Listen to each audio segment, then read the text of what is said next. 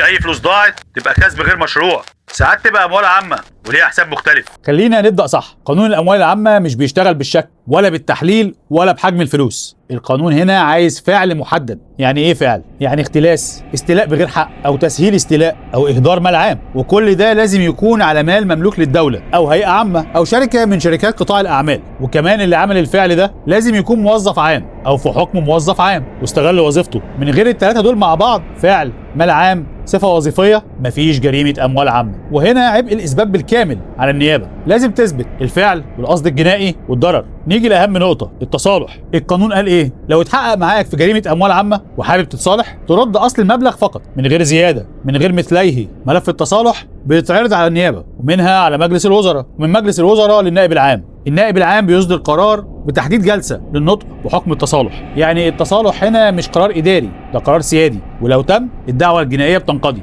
والعقوبة بتسقط. الخلاصة إن الأموال العامة جريمة لازم يتثبت لها فعل، والتصالح فيها رد أصل المال بس وبإجراءات تقيلة. وركز في الكلام كويس، لأن دقيقة فيه أحسن من سنة في المحاكم.